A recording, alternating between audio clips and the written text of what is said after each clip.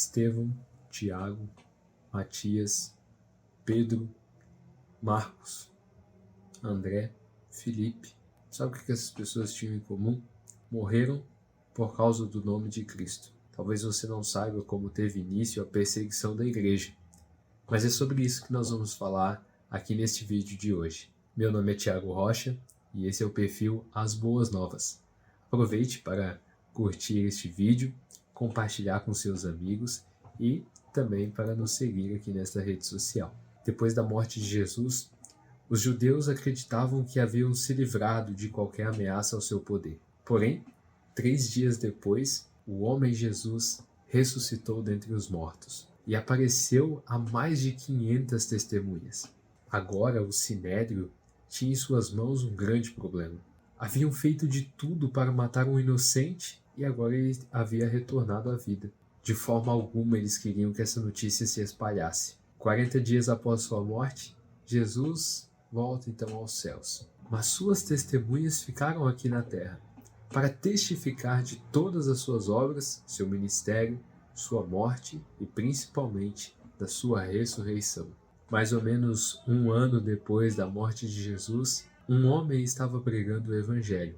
Seu nome era Estevão, e sua mensagem não estava sendo aceita justamente por aqueles judeus que não acreditavam na ressurreição de Jesus. Por causa disso, apedrejaram Estevão, porque não queriam aceitar a palavra de Deus. Estevão ficou conhecido como o primeiro mártir da igreja. Esse tipo de perseguição por parte dos judeus e de até alguns líderes políticos aconteceu com grande frequência, infelizmente. Herodes, ao assumir o governo da Judéia, percebeu que poderia agradar a muitos judeus se ele perseguisse os cristãos. Mas tanto pelos judeus quanto por Herodes, foram perseguições momentâneas que não trouxeram tantos resultados para aqueles que buscavam perseguir a igreja. Mas é em 64 d.C.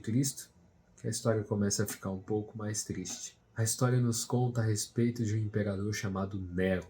Este, como ele mesmo disse, desejava a destruição de todas as coisas antes de sua morte. E dentre as muitas barbaridades que esse imperador fez, uma delas foi ordenar que ateassem fogo na sua própria cidade, para que seus servos e guardas queimassem toda Roma. Milhares de pessoas morreram por causa da ordem de Nero. 9 dias depois desta ordem horrível, parece que a ficha começou a cair. Ele percebeu que havia feito algo muito ruim, e sua conduta começou a ser censurada pelos outros políticos. Então, para se livrar de qualquer problema, Nero transferiu toda a culpa daquele incêndio em Roma para os cristãos. E ali teve início uma grande perseguição. Nero se colocou à frente para comandar toda a caçada aos cristãos. Aperfeiçoou suas crueldades, colocou cristãos para serem comidos vivos por animais ferozes e até mesmo usou cristãos como tochas humanas para iluminarem o seu jardim. Mas ao invés de que isso gerasse um impacto negativo entre a igreja e os irmãos, foi o contrário. A fé dos irmãos se multiplicou e houve crescimento da igreja e expansão do reino de Deus em todos os lugares. Isso porque os cristãos estavam felizes em cumprir o seu papel de anunciar e testemunhar da vida de Jesus Cristo. Era justamente sobre isso que Jesus falava no Sermão do Monte, quando ele disse em Mateus capítulo 5, Bem-aventurados os que sofrem perseguição por causa da justiça, porque deles é o reino dos céus. Bem-aventurados sois vós quando vos injuriarem e perseguirem e mentindo disserem todo o mal contra vós por minha causa. Exultai e alegrai-vos, porque é grande o vosso galardão nos céus, porque assim perseguiram os profetas que foram antes de vós. O galardão daqueles cristãos perseguidos por Nero está reservado até hoje. E mesmo sem receber nenhuma recompensa imediata, aqueles homens estavam felizes, porque sabiam que estavam anunciando ao mundo e às futuras gerações a verdade a respeito de Jesus Cristo. Se aquilo que os apóstolos pregavam fosse uma mentira, eles seriam os primeiros a negarem a Cristo diante de uma execução ou de uma tortura.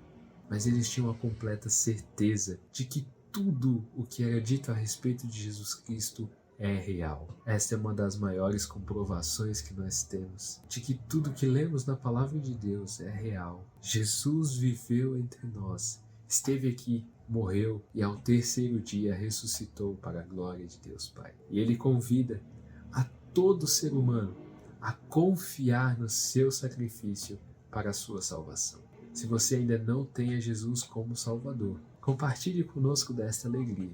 Creia no Senhor Jesus e seja salvo por Ele. Que a mesma fé que habitava nos cristãos da igreja primitiva habite também em seu coração. E para aqueles que já são salvos, que possamos manter o nosso coração convicto de que tudo que a palavra de Deus nos diz a respeito de Cristo Jesus é real.